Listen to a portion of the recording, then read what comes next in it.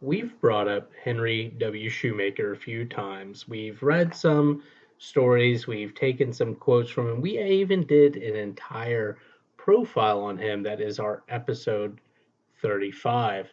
In fact, our very first episode cites Henry W. Shoemaker, and I've certainly said before the sentence that his shadow looms large over everything we do here with Bond and I.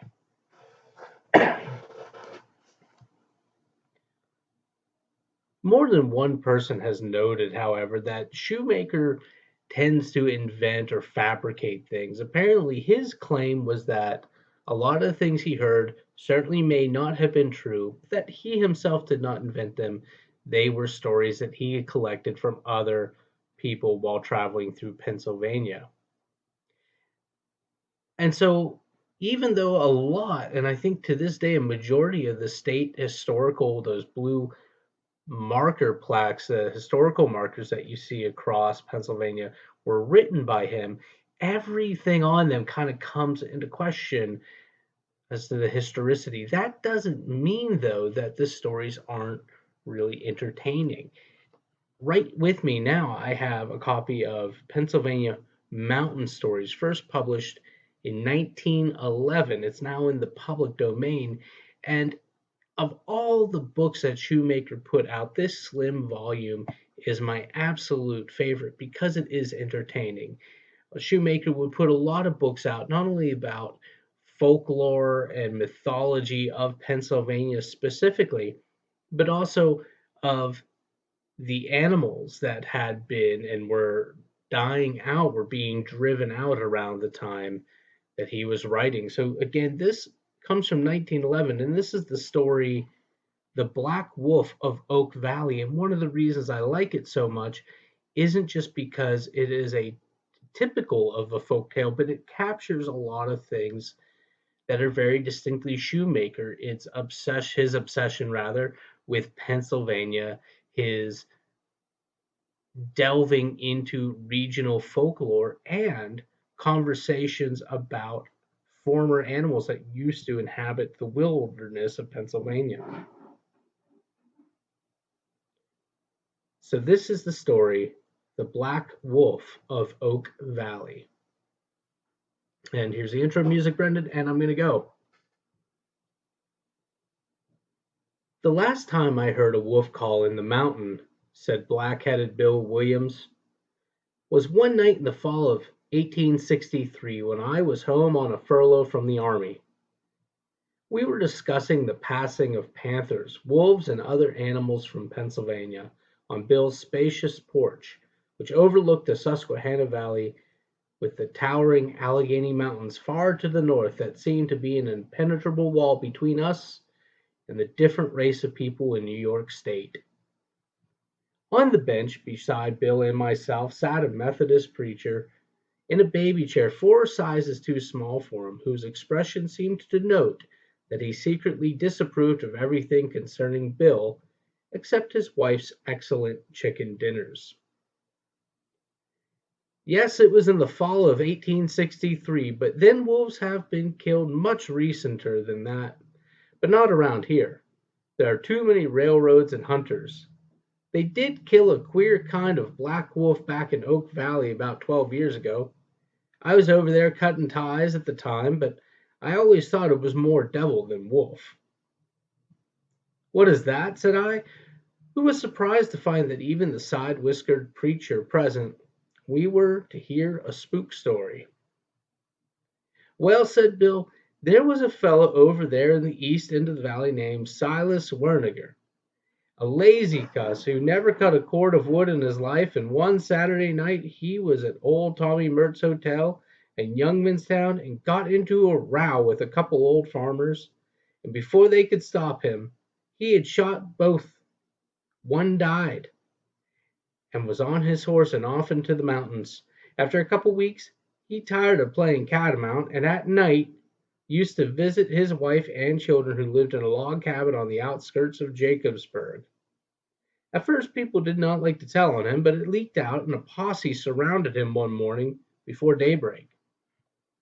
But his dog gave an alarm, and he decided not to come out. The constables then decided to go in after him, and standing in the second-story window, he riddled two of them with bullets as they were battering down the door of the fresh-cut telegraph pole.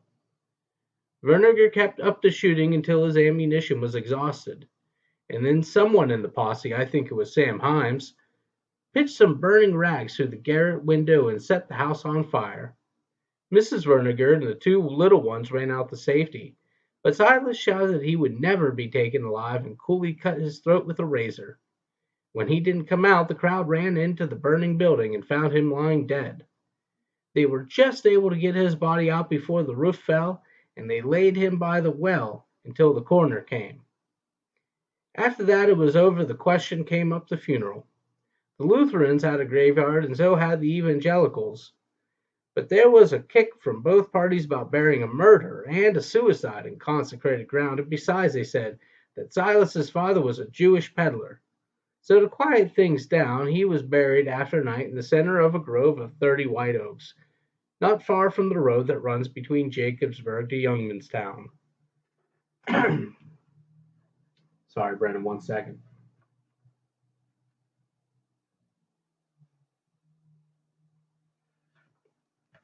Okay, here I go. All was well until the cold weather came in.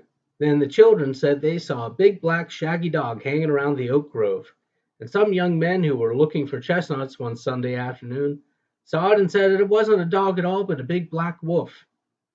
The old men at the hotel said they hadn't been a wolf in these parts for 20 years, and the ones they saw were grayish brown and never black. Finally, old Ira Slopey saw it. He had killed a lot of wolves in Clearfield County just after the war. He was positive it was a wolf, but its color was a bit strange. He chased it out of the grove and hit it several times with stones.